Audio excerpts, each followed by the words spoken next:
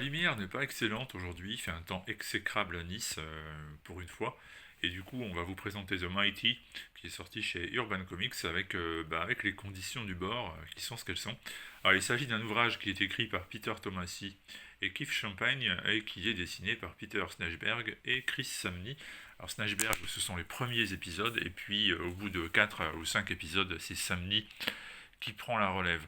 Alors, c'est une histoire qui au départ est assez j'ai presque envie de dire assez classique. Ce n'est pas la première fois qu'on tente de présenter un personnage qui ressemble sous beaucoup de points à Superman. C'est plus ou moins la réécriture du mythe de Superman. D'ailleurs, il y a des références glissées ça et là dans le récit qui rendent la chose très évidente, même pour ceux qui n'auraient pas compris au départ.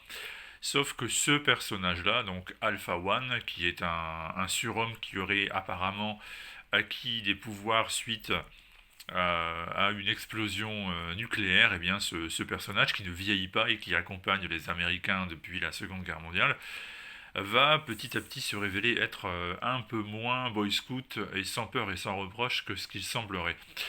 Il faut dire qu'il y a dans l'univers de The Mighty une sorte de compagnie de sécurité nationale qui s'est créée tout autour de ce super-héros, que les produits dérivés servent à financer cette campagne de protection.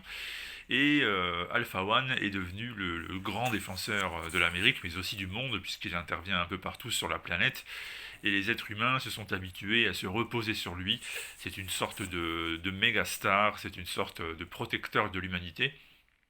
Seulement voilà, eh bien, au départ de The Mighty, on découvre que le responsable de cette grande compagnie sécuritaire a été assassiné et le remplaçant, Gabriel, qui est un orphelin dont les parents ont été tués et qui a lui-même été sauvé quand il était très jeune par ce Alpha One qu'il admire depuis, eh bien Gabriel va être l'élément qui petit à petit va commencer à découvrir la vérité, va commencer à voir ce qui se cache sous le vernis du super-héros sans peur et sans reproche, et on va comprendre, le lecteur va comprendre en même temps que lui, ce qui se cache derrière le mensonge, derrière cette idée d'un super-homme super puissant, mais qui en fait n'est pas celui qu'on croit, et n'est pas juste quelqu'un qui nous protège, mais quelqu'un qui a des propres visées personnelles, et qui a des méthodes extrêmement discutables pour y arriver.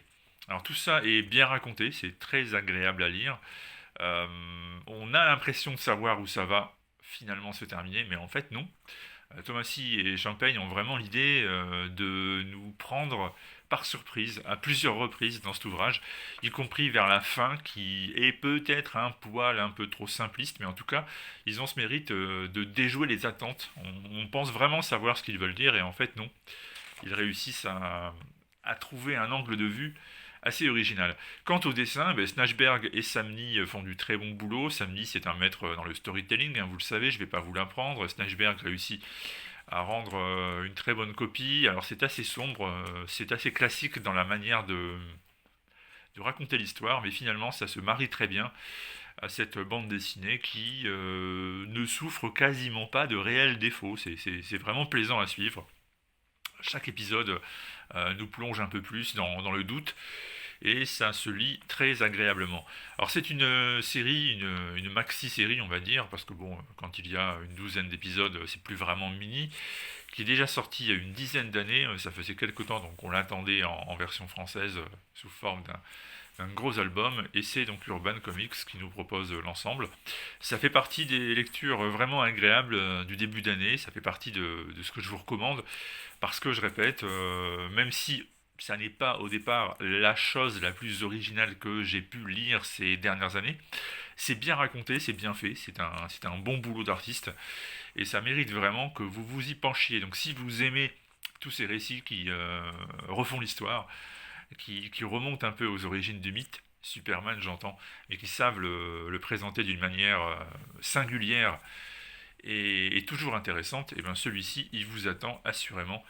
The Mighty disponible chez Urban Comics. Et puis pour la suite des vidéos, ce sera la semaine prochaine, et d'ici là, vous aurez sûrement eu l'idée de vous abonner si ce n'est pas encore fait. A très vite.